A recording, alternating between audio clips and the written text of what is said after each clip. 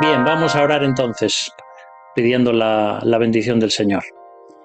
Gracias, Señor, porque de nuevo podemos bucear en lo que es la cristología, inmiscuirnos y profundizar en todo lo que es la persona de Cristo. Gracias por todo lo que hemos visto, que esto pueda ayudarnos también a vivir contemplándole a Él, adorándole a Él y predicándole a Él. Pedimos ahora también tu iluminación para que podamos comprender tu palabra y que tú la apliques a nuestros corazones. Oramos en el nombre de Jesús. Amén. Muy bien, pues vamos entonces a compartir.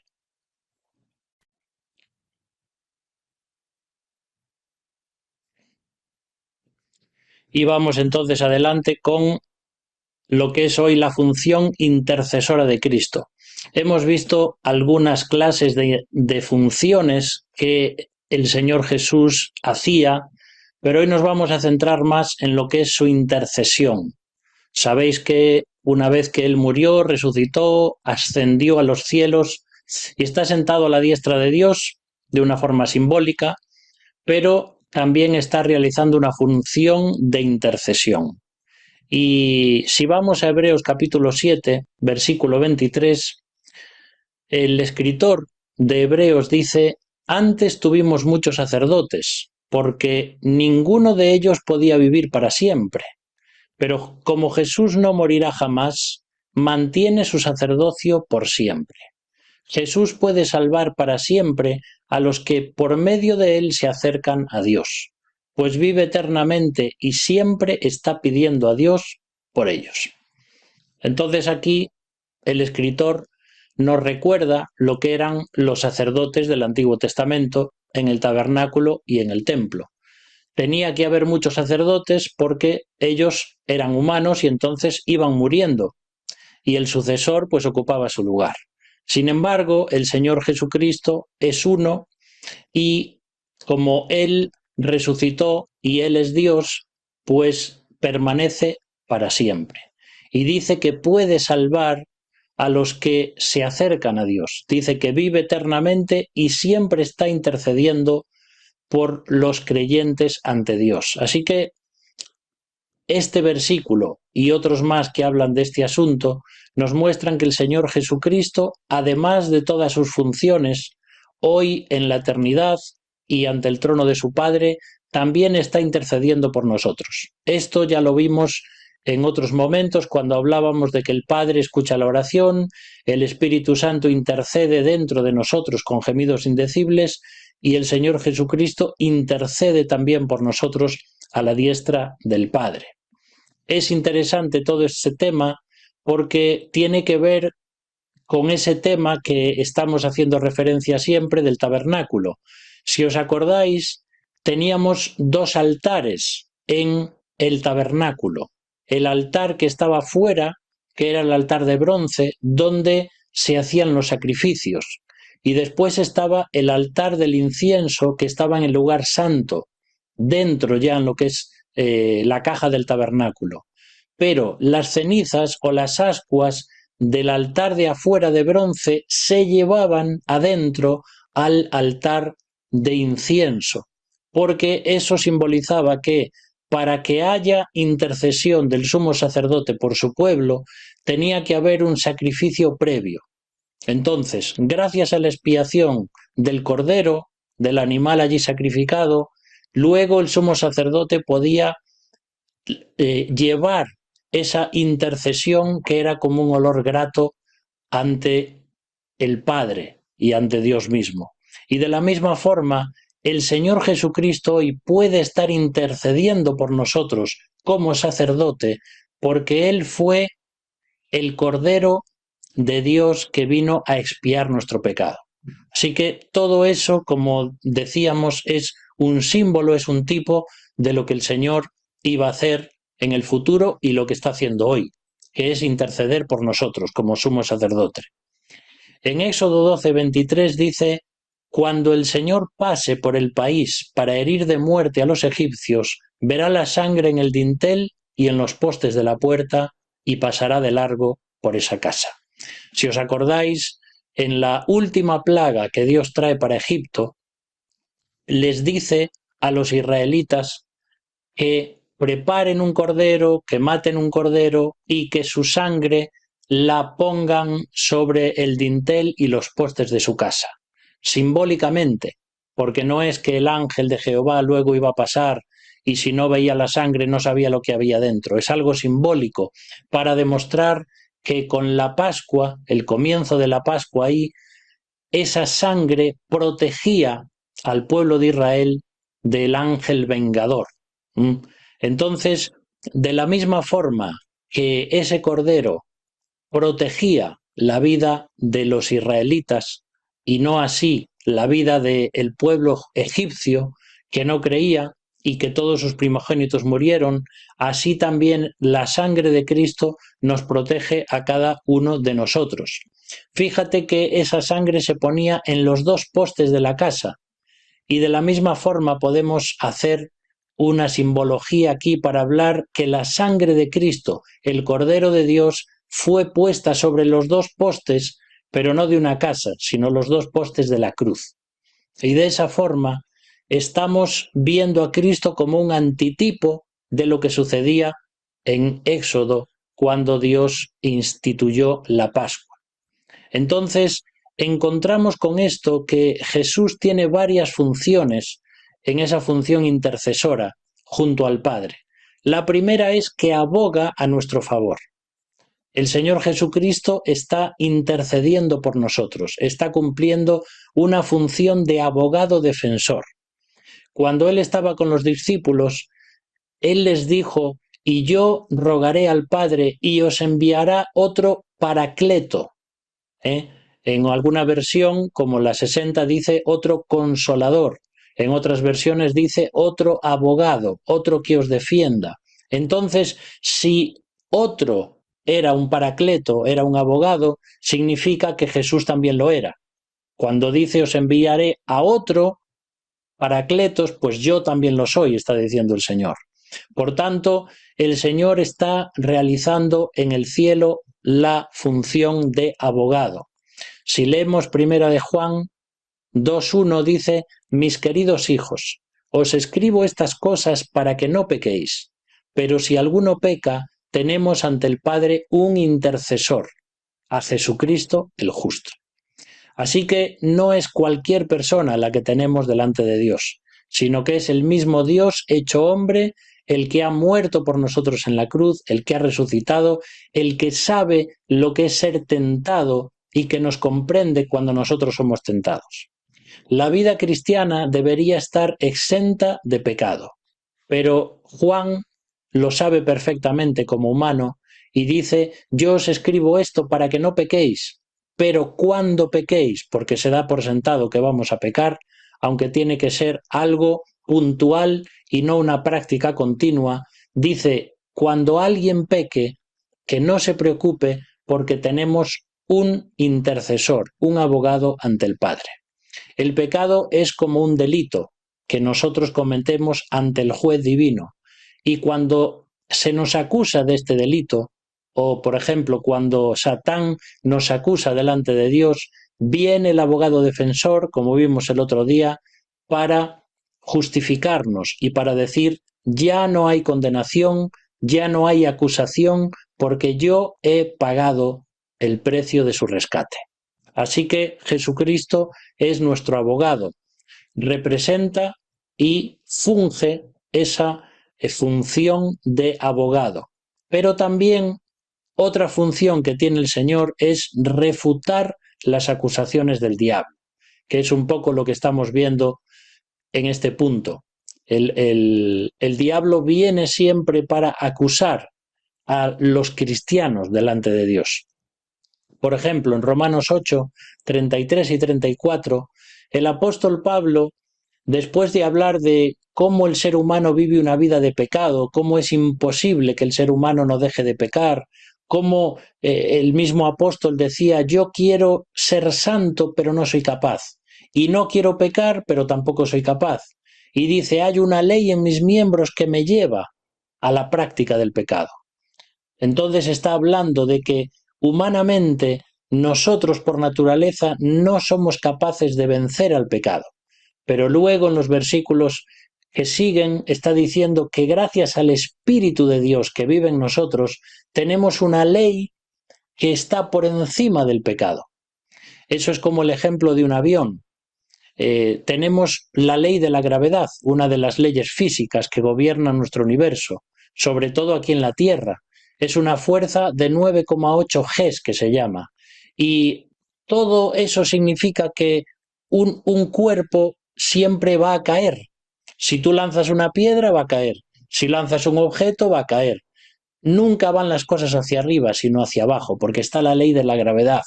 Ahora, ¿cómo funciona entonces un avión que es capaz de subir y que no se cae? Porque tiene una fuerza que está venciendo la fuerza de la gravedad. De hecho, cuando comenzaron a hablar de naves que podían ir volando y no caer, la gente decía que eso era imposible, porque debido a la atracción y a la gravedad no era posible. Pero el avión nos muestra cómo sí es posible vencer una de las leyes físicas.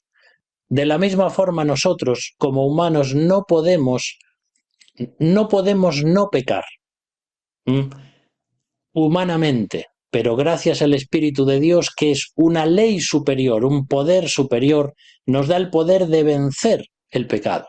Podríamos estar sin pecar, pero eso demandaría una llenura continua del Espíritu y es complicado en nuestra vida como seres humanos. Por eso el apóstol dice ahí, ¿quién puede acusar de algo malo a los que Dios ha elegido? Si Dios mismo los ha declarado inocentes, ¿podrá alguien castigarlos? De ninguna manera, pues Jesucristo murió por ellos. Es más, Jesucristo resucitó y ahora está a la derecha de Dios rogando por nosotros.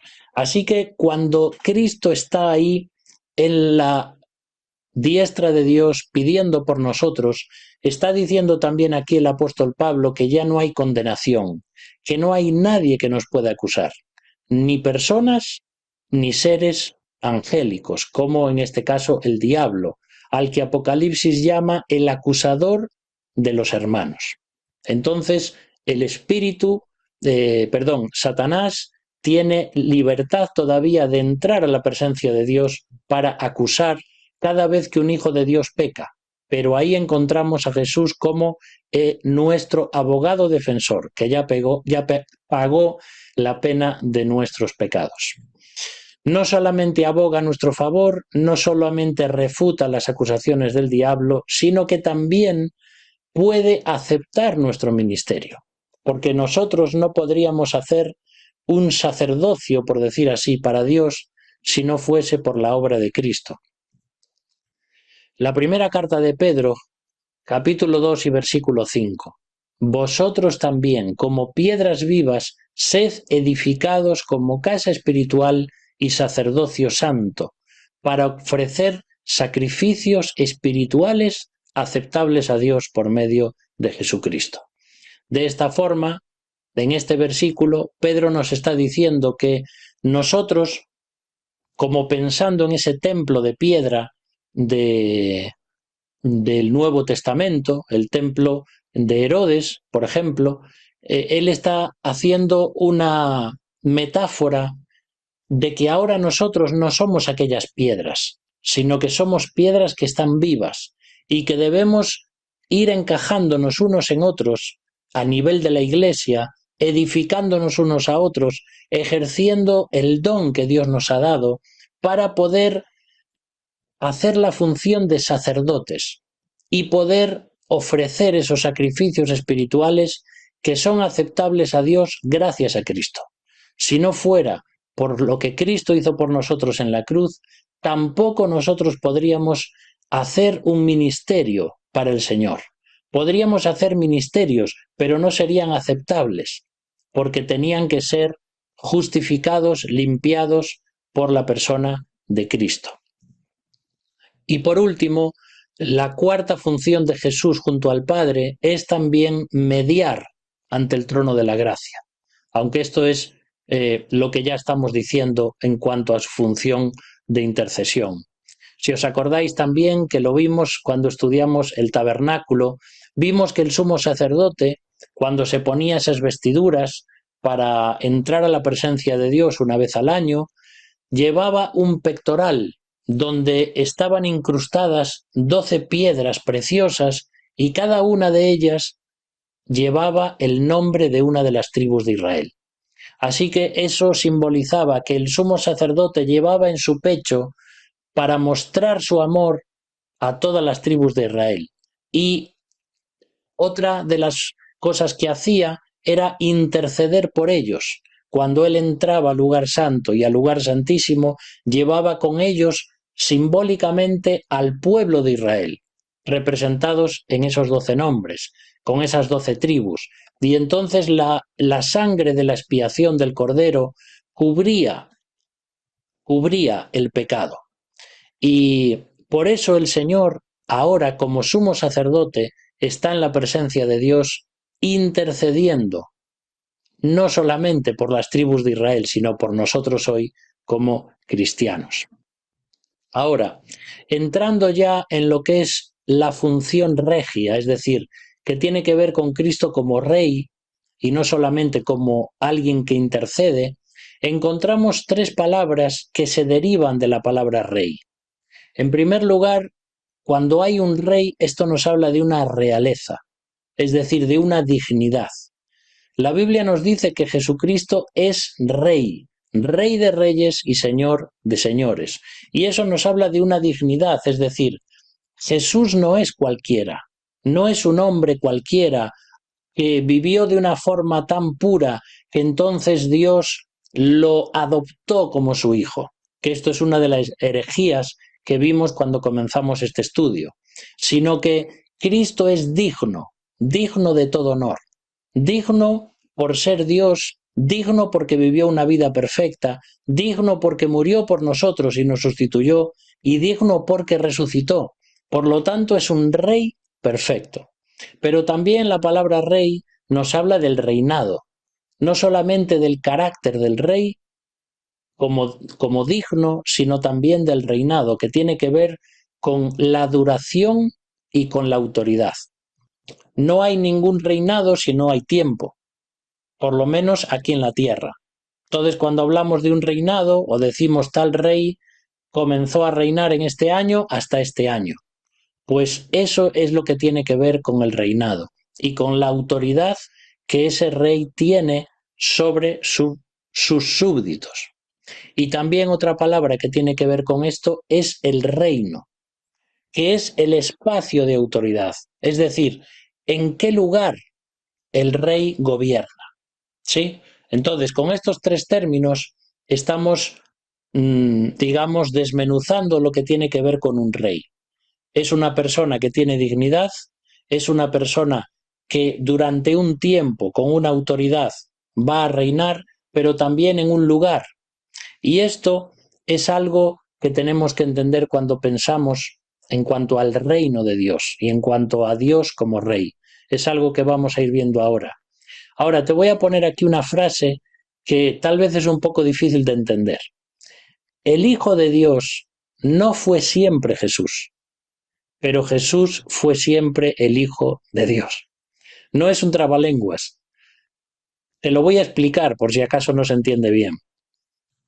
El Hijo de Dios, es decir, la segunda persona de la Trinidad, aunque siempre digo que no me gusta expresarlo de esa manera, el Hijo de Dios en la eternidad no fue Jesús hasta que se hizo hombre, ¿verdad? Sin embargo, Jesús siempre fue el Hijo de Dios, porque en el momento en el que nace Jesús de una virgen, ya siempre va a ser el Hijo de Dios. Es simplemente algo teológico para que pensemos en esto. El Hijo de Dios, antes de su encarnación, antes de nacer del vientre de María, de la Virgen María, no era Jesús, el Jesús humano, el Jesús de Nazaret, el Jesús de la historia. Pero sí Jesús siempre fue el Hijo de Dios. Entonces, otra frase interesante también es esta: el Hijo de Dios era Rey invisible antes de su encarnación. Fue Rey velado en su encarnación y será Rey manifestado en su venida. Es bonito, ¿verdad? ¿Por qué decimos que el Hijo de Dios era un Rey invisible? Porque no se le veía. Ya desde el Antiguo Testamento las personas creían en Dios, pero no veían al Hijo de Dios como Rey. Era un Rey invisible. Ahora, cuando Él se encarna y se hace como nosotros, es un Rey velado, porque no contemplamos todavía su gloria. Solo Pedro, Jacobo y Juan, cuando el Señor les lleva al monte de la transfiguración, allí les muestra su gloria durante un momento, les muestra que es un rey, que tiene una gloria, una dignidad y una majestad. Pero Jesús venía como un rey velado, que dejó su gloria para venir como un cordero. Y luego será el rey manifestado. Cuando vuelva en su segunda venida, va a dejar claro quién es Él, porque tanto creyentes como incrédulos vamos a contemplar su gloria. Y aquí hay dos palabras que tienen que ver con esta función regia de Cristo. Una es la palabra Kyrios, las dos son griegas. Kyrios significa Señor y Basileus significa Rey. Entonces, simplemente dos palabras para mostrar cómo Jesús no solamente es el Señor de todo, sino que también es el Rey de todo. Ahora, desde su primera venida, cuando vino a la tierra hace 2000 años, Jesús reina espiritualmente en la vida del creyente. Pero en su segunda venida, Jesús reinará físicamente sobre todo ser humano. Antes veíamos que una de las características del rey era que tiene que tener un gobierno en su duración y en su espacio, en un lugar. Y esto todavía no sucede. Cuando Cristo viene a este mundo y los judíos lo rechazan, el reino se acerca, pero el reino se pospone. Entonces, ahora la Iglesia y todas las personas que están creyendo en este mundo actualmente entran a formar parte de un reino espiritual, donde Cristo es nuestro Rey realmente. Pero todavía faltan esas promesas y esas profecías por cumplir, donde Cristo va a venir a reinar físicamente en Jerusalén, para que haya una teocracia global y mundial en este mundo. Y la predicación del reino es un tema central en la enseñanza de Jesús. Siempre vas a encontrar a Jesús hablando del reino. Y muchas de sus parábolas también estaban enfocadas en el reino.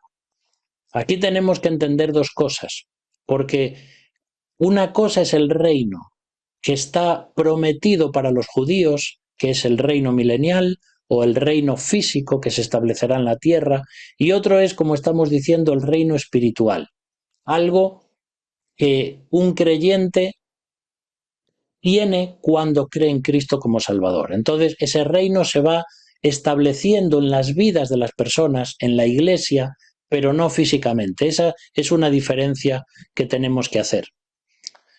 Un teólogo llamado Joaquín Jeremías dijo: el reino de Dios no es ni un concepto espacial ni un concepto estático, sino un concepto dinámico. Esto puede ser un poco difícil de entender, pero él está diciendo que el reino de Dios no es solamente algo que se tiene que dar en esta tierra, como es el reino milenial, sino que todo lo que tiene que ver con el reino de Dios es algo dinámico, es decir, se está llevando a cabo continuamente en un proceso que nosotros no podemos ver. El reino de Dios no tiene que ver con un territorio, sino con algo que se está realizando continuamente. Estos son los dos lados del tema del reino. Por un lado, lo físico que va a suceder, que se va a cumplir, pero también que no tiene que ver con eso solamente, porque el reino es para judíos y para gentiles, aunque por supuesto hay profecías que están destinadas solamente al pueblo de Israel. Y así es como entendían los orientales el término del reino. Nosotros los occidentales solo pensamos en algo físico, establecido, espacial. Pero los orientales, ellos mismos con la palabra reino, porque estos son estudios que se hacen del medio antiguo Oriente, ellos al hablar de reino hablaban de algo continuo que se estaba estableciendo continuamente. Es un poquito difícil de entender para nosotros. Pero aunque el reino se inaugurará con la segunda venida de Cristo, ya se presentó en su primera venida. Cuando Jesús dice, arrepentíos porque el reino de los cielos se ha acercado, esa es la inauguración, perdón, esa es la presentación del reino.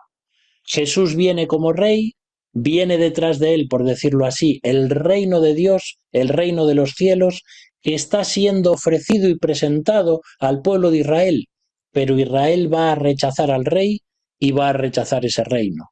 Por lo tanto, el reino vuelve atrás y vuelve a alejarse. Pero ese reino que se presentó es el reino que se va a inaugurar en la segunda venida de Cristo. Por eso que el reino, como estamos hablando, tiene dos aspectos. Uno es el escatológico, es decir, el que tiene que ver con el futuro, el reino prometido a los judíos en esta tierra.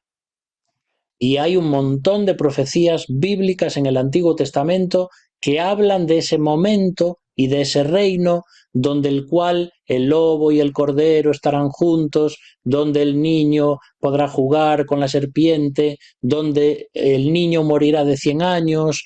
Todas esas profecías, que hay un montón de capítulos que se refieren a eso, son profecías que se refieren al fin de los tiempos, cuando Cristo venga e instaure el reino milenial.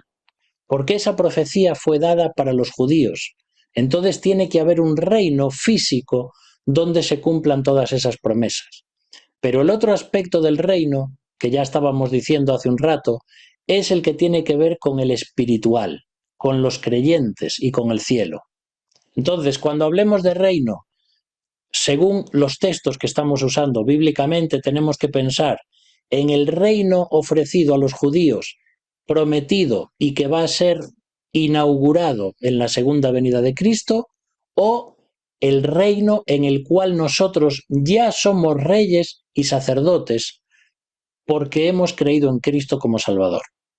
A los judíos se les promete la tierra, a los gentiles, que somos nosotros, la Iglesia, los no judíos, se nos promete el cielo, aunque luego al final todos estaremos juntos en los cielos nuevos y en la tierra nueva. Una definición de reino. El reino de Dios es la iniciativa de Dios con la que irrumpe en la historia de la humanidad para liberar al pecador y curar sus heridas. El reino de Dios no solamente tiene que ver con una persona que viene a ejercer su autoridad y su dominio, sino que es un reino de amor. No viene como fue en la época del colonialismo, o por ejemplo cuando los reyes católicos envían a toda una serie de conquistadores al Nuevo Mundo para cristianizarlos con la cruz, con la espada, con el látigo y con la Biblia sobre sus cabezas. Aquello fue una especie de cristianización para esclavizar a las personas. Y los indígenas y las personas que vivían en aquellos lugares tuvieron que recibir obligadamente y con una serie de gran virulencia todo lo que tuvo que ver con la religión. Pero ese no es el reino que establece Cristo. Cristo no viene para conquistar y pisotear a las personas que creen en Él, sino que viene a traer un reino.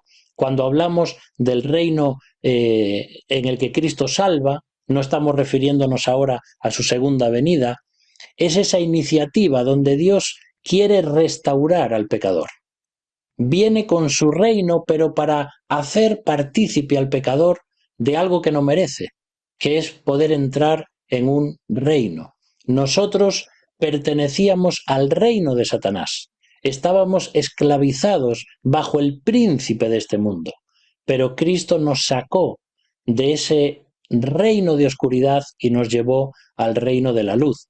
Colosenses 1:13 dice: Dios nos rescató de la oscuridad en que vivíamos y nos llevó al reino de su amado Hijo, quien por su muerte nos salvó. Entonces, el reino del diablo y el reino de Cristo no tienen nada que ver el uno con el otro. De hecho, podemos decir que el diablo es solamente un príncipe que ha usurpado derechos que no le pertenecían a él. Eran derechos que Dios solamente dio a Adán para que gobernara este mundo. Pero él arrebató esos derechos cuando el hombre pecó. Por eso cuando él en la tentación a Jesús le dice: yo tengo todos los reinos de este mundo y te los ofrezco si te postras y me adoras, es verdad en un sentido lo que el diablo estaba diciendo. Él no era el soberano de los reinos de este mundo, solamente Dios es el soberano, pero él tenía derechos sobre las naciones debido al pecado del ser humano. Y entonces lo que hace Cristo cuando muere en la cruz y cuando resucita es quitar esos derechos del diablo para todo aquel que cree en Cristo como Salvador. Entonces, cuando una persona cree en Cristo, Cristo puede sacarlo del reino de las tinieblas y trasladarlo al reino de la luz. Hebreos 12:28 dice también: y como el reino que Dios nos da es un reino seguro y firme, debemos darle gracias y rendirle con respeto y reverencia el culto que a Él le agrada. Nosotros tenemos una responsabilidad. No es que solamente hemos creído en Cristo, se nos ha dado el perdón de nuestros pecados, ya tenemos la vida eterna, así que a disfrutar de esta vida como nos guste y a esperar el momento de ir a la eternidad. No es así, sino que tenemos que llevar una vida de adoración y de obediencia. Si entendiésemos realmente lo que significa lo que Cristo hizo en la cruz del Calvario, por ti y por mí, si entendiésemos cómo Cristo nos arrancó de las garras del diablo y nos trasladó a su reino, si entendiésemos eso, entonces nuestras vidas cristianas serían mucho más comprometidas, llenas de gratitud, de adoración, de evangelización. Cambiaría nuestra vida todavía más, nuestra santidad, nuestra forma de comportarnos en la familia, nuestros dones ejercidos en la iglesia, nuestra tarea de evangelización a un mundo perdido. Tenemos una misión en este mundo, pero toda ella parte de la adoración. Es lo que Dios busca. No busca solamente enseñadores, maestros, evangelistas. La Biblia dice que Dios busca adoradores, porque Dios busca el corazón, no busca las manos. Dios busca lo que somos, no busca lo que nosotros podemos hacer para Él. Y por eso pone aquí: la alabanza es la forma más elevada de gratitud. Una persona realmente agradecida es una persona que alaba. Cuando nosotros no tenemos ganas de alabar a Dios, es porque realmente no estamos siendo agradecidos. Es verdad que a veces hay problemas en nuestra vida o momentos difíciles de pruebas, de enfermedad, de que no comprendemos lo que Dios hace y nos cuesta alabar a Dios. Por eso la Biblia dice que debemos hacer un sacrificio de alabanza. Y es cuando somos agradecidos que la queja y aquellas cosas que a Dios no le agrada se ponen a un lado en nuestra vida. Y también dice aquí que la obediencia es la manifestación más perfecta de la fe. Por tanto, si soy cristiano, debo alabar al Señor con gratitud. Si soy cristiano, debo obedecer al Señor porque he creído y por tanto Él no es solamente mi Salvador, sino también mi Señor. Seguimos hablando del reino de Dios, al cual no se puede entrar ni se puede comprender sin el nuevo nacimiento. Veis, por tanto, que no estamos hablando ahora de ese reino físico prometido para los judíos, sino un reino espiritual. Cuando Jesús estaba hablando con Nicodemo, le estaba explicando lo que significaba entrar en ese reino nuevo que Cristo tenía y tiene preparado para los que creen. Solamente a través del nuevo nacimiento se puede entrar allí. No es que vamos a entrar allí cuando nos muramos, es que nosotros ya somos participantes de ese reino. De una forma espiritual, dice la Biblia que nuestra vida ya está escondida con Cristo en Dios. La Biblia dice que ya somos ciudadanos del cielo, que nuestra ciudadanía está en los cielos. Es decir, ya somos ciudadanos de allí. No es que lo vamos a ser en el futuro. En el futuro vamos a serlo físicamente porque vamos a tener un cuerpo glorificado, pero físico también.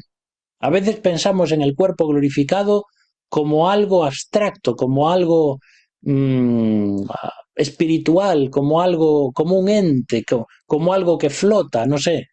Pero es que el cuerpo glorificado que vamos a tener va a ser un cuerpo físico, como el que tenemos ahora, pero glorificado.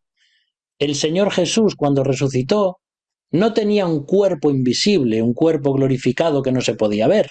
No, tenía un cuerpo glorificado y tenía huesos y tenía carne. Ese es el cuerpo glorificado que nosotros vamos a tener. Por tanto, entraremos a ese reino en el futuro con un cuerpo nuevo. Pero ahora ya espiritualmente estamos disfrutando de una forma que no podemos comprender, porque es un misterio, de ese reino en el cual Cristo nos ha puesto.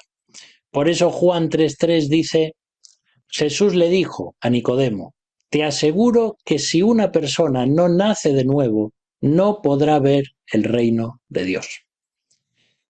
El reino de Dios es algo que solamente se puede contemplar y es un lugar al que solamente se puede entrar cuando hay un nuevo nacimiento.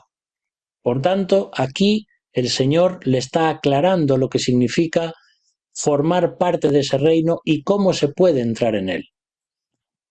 Solamente el nuevo nacimiento, es decir, el nuevo nacimiento se produce cuando una persona nace, porque si no naciese no podría tener un nuevo nacimiento. Es decir, tiene que haber dos nacimientos. Primero, un ser humano nace y llegado o entrado en unos años, esa persona llega a comprender el Evangelio y por tanto nace otra vez.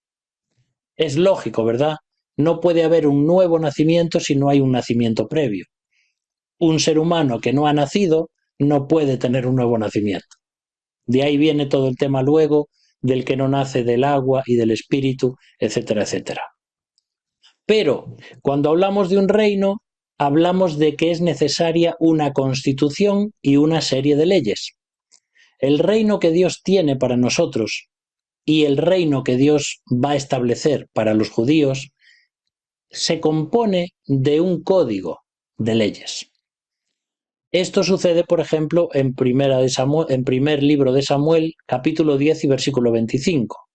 Dice, a continuación, Samuel le explicó al pueblo las leyes del reino y las escribió en un libro que depositó ante el Señor. Cuando el pueblo de Israel quería un rey, ellos necesitaban también un código ético, un código moral, un código de leyes. Y entonces Samuel está explicando al pueblo que ese reino de Israel, ese pueblo escogido por Dios, tenía que tener también unas leyes. No puede ser que nosotros somos un pueblo de Dios que no tiene una serie de leyes que cumplir, porque no hay un libertinaje en la presencia de Dios. Somos libres porque el Espíritu nos da libertad, pero somos libres para servir de acuerdo a unas normas, de acuerdo a unos preceptos. Y también las leyes del reino tienen mucho que ver con el Sermón del Monte o el Sermón de la Montaña. En Mateo 5-7 encontramos ese gran sermón, esa gran predicación que es para nosotros en un sentido, pero no es para nosotros. Lo vamos a ver ahora en un momento. Cuando Jesús está hablando a los judíos, les está mostrando las leyes del reino. y está dando una serie de bienaventuranzas y esto y lo otro, y bienaventurado este y bienaventurado el otro, y está mostrándoles que el reino de Dios tiene una serie de pautas que hay que cumplir. Entonces, aunque Dios reina como soberano del universo, solo se realiza ese reino cuando los súbditos se someten a su voluntad. Por tanto, es algo que debemos comprender y de lo que estamos hablando. ¿Dios reina sobre todo el universo? Sí, porque es el soberano. Pero en un sentido no reina sobre todas las personas, porque las personas tienen que dar su beneplácito, tienen que asentir de que quieren realmente ser súbditos o siervos del Señor. Por tanto, hay esos dos aspectos del reino también. Dios es soberano, Dios es Señor y Rey de todo, pero no todavía físicamente sobre cada persona, sea internamente cuando alguien cree o sea externamente como va a ser Cristo en el milenio, por ejemplo. Va a haber una teocracia absoluta donde Cristo va a reinar sobre todos los individuos del reino, pero algunos no serán creyentes en el reino. Algunos no serán salvos, se someterán físicamente a la soberanía de Cristo y al reinado de Cristo, pero ellos no aceptarán a Cristo en su corazón. Por eso nos dice la Biblia que al final del milenio va a haber una pequeña revuelta instigada por Satanás que ha estado durante esos 1000 años atado y al ser soltado de nuevo va a crear una pequeña revolución, una pequeña revuelta, donde las personas que no son creyentes van a rebelarse contra Dios. Y ahí ya estamos en los últimos tiempos finales, donde Cristo va a traer juicio para todas las personas y ahí luego se va a producir la segunda resurrección de las personas incrédulas, etcétera, etcétera, y el juicio final ante el gran trono blanco. Ahora, cuando hablamos del reino y hablamos de la profecía, tenemos que entender que hay un doble plano aquí. Os lo voy a mostrar con un versículo, en Isaías 61. Cuando Isaías, 700 años antes del nacimiento de Cristo, está dando una profecía de cómo iba a ser la persona de Cristo. Y de hecho, este texto lo lee también Jesús cuando entra en la sinagoga.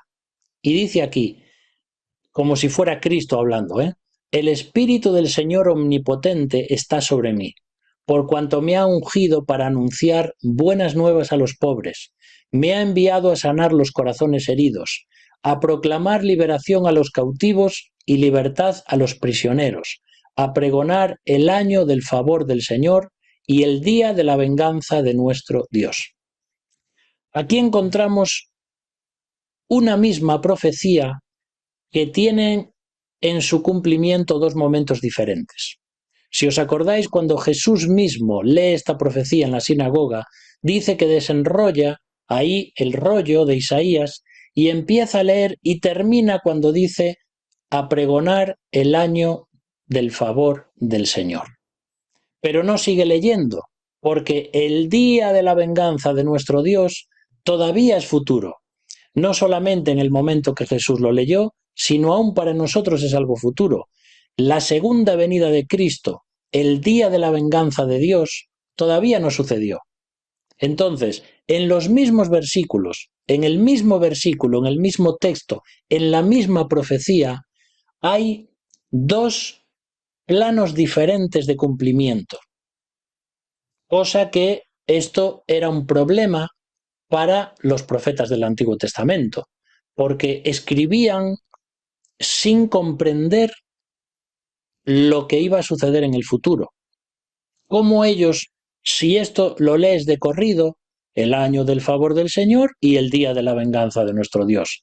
Entonces, ellos pensaban en esto, cuando venga el Mesías, va a hacer una serie de milagros, va a dar de comer a los pobres, va a traer sanidad, etcétera, etcétera, y va a vengarse del Imperio Romano, etcétera, etcétera.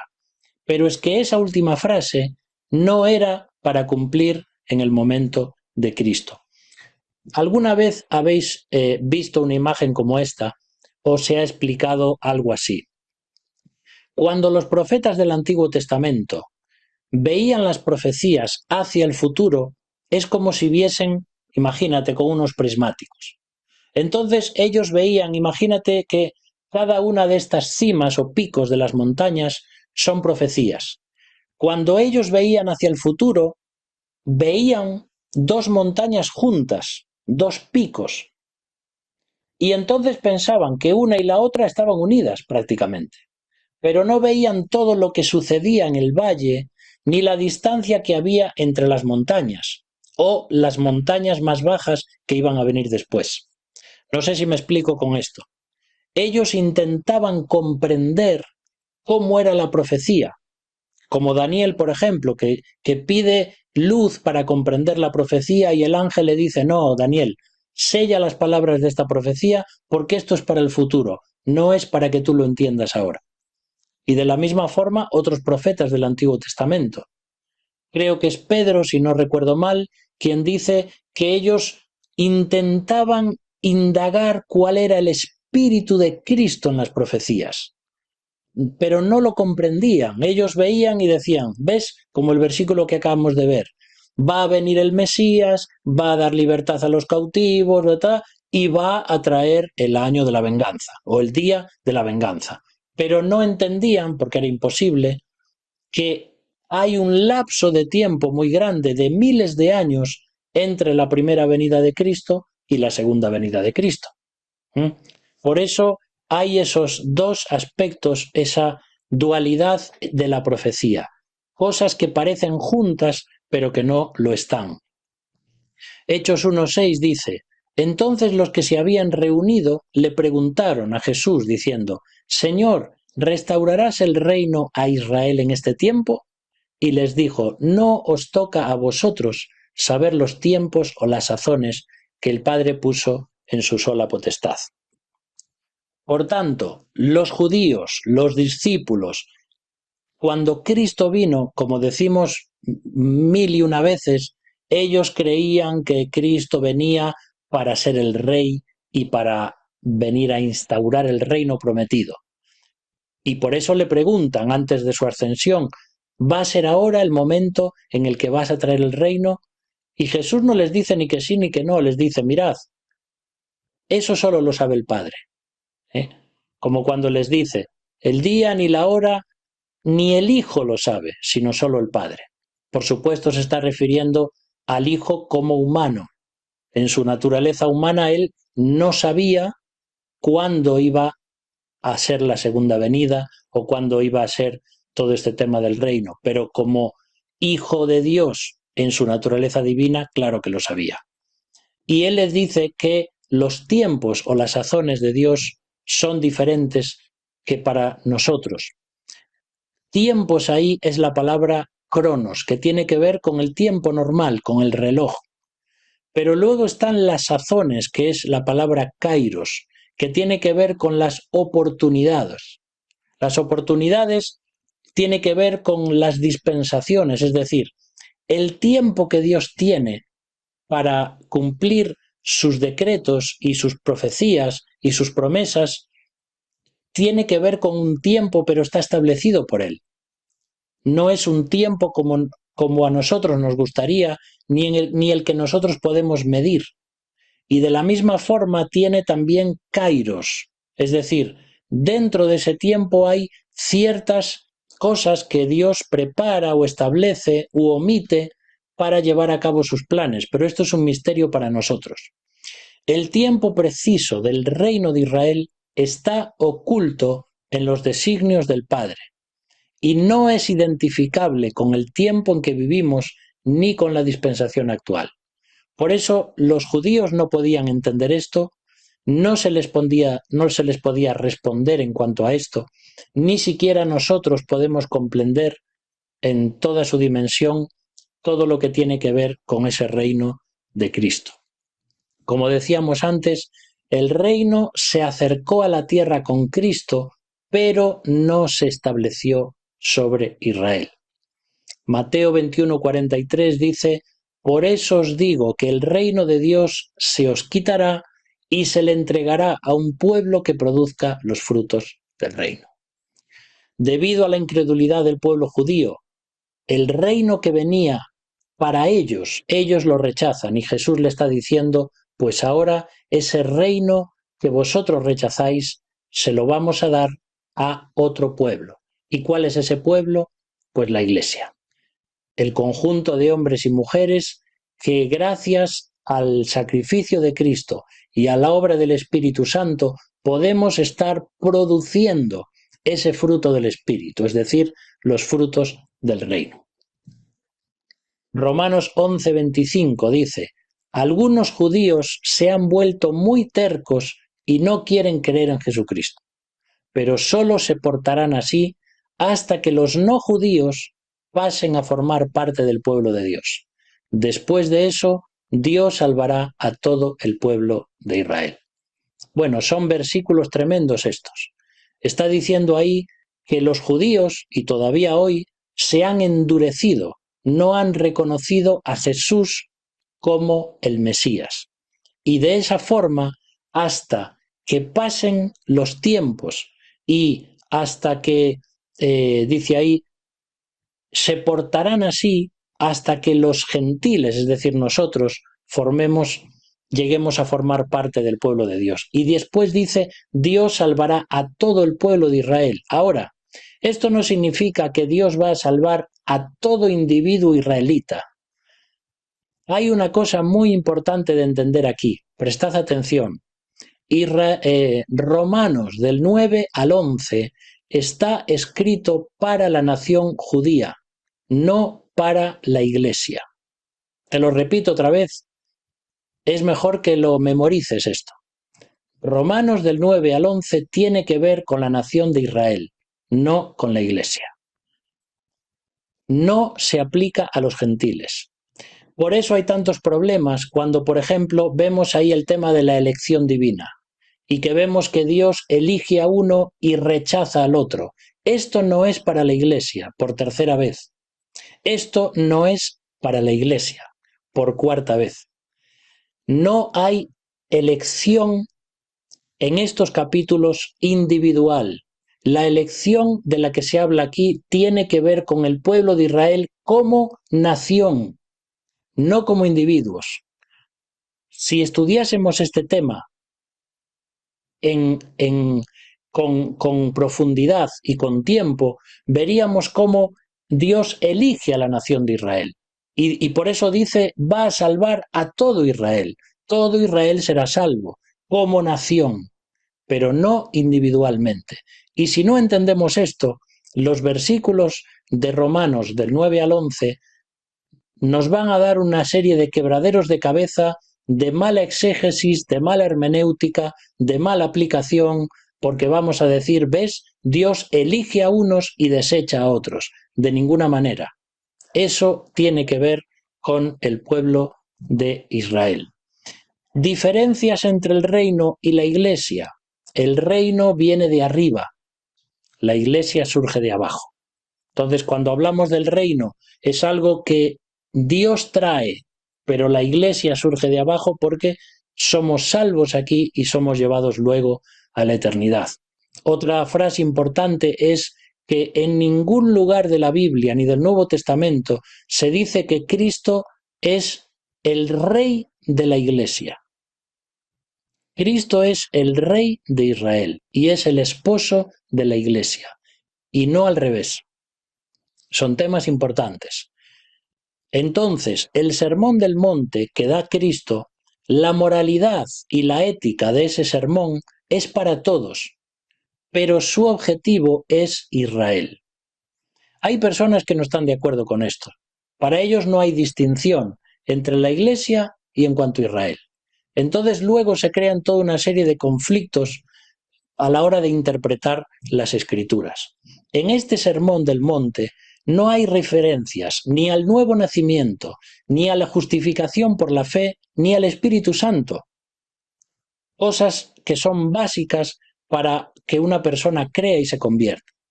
Por eso se están dando normas del reino, no normas en cuanto a la salvación. La enseñanza del Sermón del Monte es judaica, no es cristiana, aunque por supuesto todo lo que está dicho ahí lo podemos aplicar para nosotros. Es igual que los 10 mandamientos de Éxodo capítulo 20. Son dados al pueblo de Israel, pero son aplicables también a nosotros hoy. Entonces, se ofrece la norma del reino, pero no la norma de la Iglesia. Y ya para terminar, unas características de ese futuro reino mesiánico. Será un reino de paz, porque la paz es el fruto de la justicia. Nosotros hoy no tenemos paz en el mundo ni en nuestras naciones porque nuestros gobiernos no son justos, ni nosotros somos justos. Cuando Cristo venga y establezca un reino de justicia, por fin habrá paz. Pero también en ese reino habrá conocimiento. Hay profecías en el Antiguo Testamento que dice que el conocimiento de Jehová se llenará como el mar llena todos los confines de la tierra. Es decir, va a haber un conocimiento del Señor de todas las personas que hay en el mundo. Se va a extender ese conocimiento. Y como estamos diciendo, va a ser también un reino gobernado por Cristo, una teocracia. Y también la Biblia dice que los apóstoles, los 12 apóstoles, van a estar gobernando ese reino mesiánico. Así que son muchas cosas ahí que encontramos. Y de esta forma terminamos con el tema de hoy en cuanto a Cristo como intercesor, pero también como rey, todo lo que hemos estado viendo en cuanto a cristología. Si os ha quedado alguna duda o queréis volver a ver los vídeos, están ahí a disposición de todos para repasarlos, para estudiarlos. Están en YouTube, tenéis los audios, tenéis todos los PDFs donde se muestran todas estas diapositivas. Y si hay alguna pregunta, alguna cosa con la cual no estáis de acuerdo, algo que queréis corregir, algo en lo que me he equivocado, pues adelante, hermanos y hermanas. Estamos aquí para rectificar si hace falta y para aprender juntos.